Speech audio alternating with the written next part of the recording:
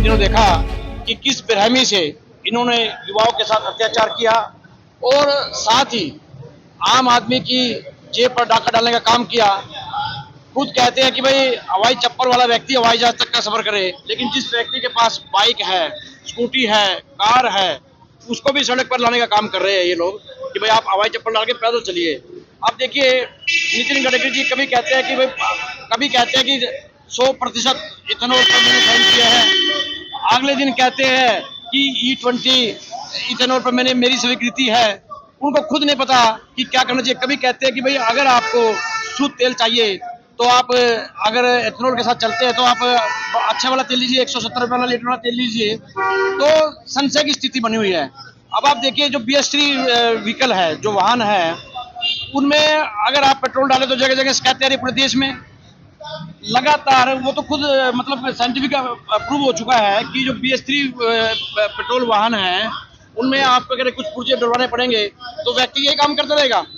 अरे कभी आप BS4 BS5 कहाँ क्या क्या बात कर रहे हो आप? अगर एक व्हीकल की कीमत करोड़ रुपया है और आपने बिना पूछे किसी से डाल दिया, क्या यूरोप में इस तरह के सिस्टम है? अरे आपने अभी E20 लेके आए हो कि इसमें 80% तो पेट्रोल है और 20% एथेनॉल है। कभी कहते हो 100% देंगे हम। तो इस कसम जो सरकार खुद भ्रम में है। मंत्री साहब नितिन गडकरी जी खुद नहीं पता भाई क्या करना है, डेली अपनी स्टेटमेंट बदल रहे हैं वो।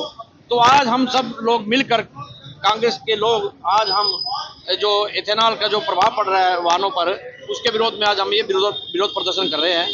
और हमारी मांग है कि भाई आप अभी हमारा NCR का एरिया करनाल, NCR में आपने कहा 15 साल पुराने वाहन नहीं चलेंगे।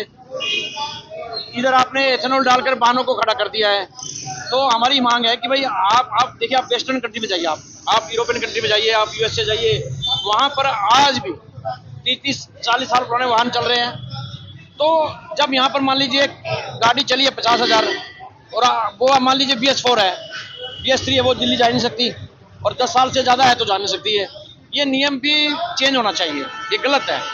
आम आदमी बेचारा पता नहीं कैसे लोन लेकर एक गाड़ी खरीदता है, और पता लगा आजकल लोग सेकंड हैंड गाड़ियाँ ले रहे हैं एक अपना स्टेटस इंप्रूव करने के लिए।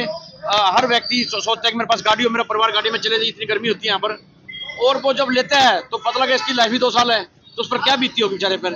कई लोगों को जो नहीं पता, BS3 में अगर पेट्रोल की में आपने एथेनॉल मिला लिया तो क्या इम्पैक्ट होगा, क्योंकि इंजन तो उसका वही है, BS3 वाला है। तो इनको चाहिए था कि भाई अगर आपने ये जो कंपनियां हैं, जितनी भी इंटरनेशनल कंपनियां हैं, जो व्हीकल कंपनियां हैं, आप इनके साथ सौदेबाजी करके क्यों आम जनता को परेशान कर रहे हो? कभी आप एक झटके में BS3 बंद कर देते हो, BS4 होंगे, फिर BS4 बंद कर दिए, BS5 हो गए। अरे करोड़ों वाहन आप खत्म कर रहे हो बिना किसी वजह के। गन्ने के इस्तेमाल को लेकर क्या कहेंगे?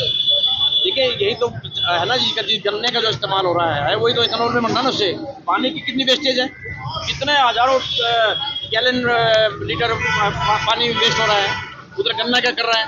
तो आपको चाहिए कि अगर मान लीजिए किसी की मर्जी है, देखिए आप एकदम से कोई सिस्टम लागू करते हो। मोदी जी तो क्या करते हैं, रातों रात किसी की शादी ब्याह थी, चलो जी डिमोनेटाइजेशन कर दिया, नोटबंदी कर दिया बिना बताए। अरे भाई, पहले आप ये कहिए कि भाई हम 2 साल में एथेनॉल जो वाहन है उनको प्रमोट करेंगे, उनके इंजन सेपरेट बनने चाहिए। आप इन पर ही थोप रहे हो कि आप इस पर डाल लीजिए, मिला लीजिए।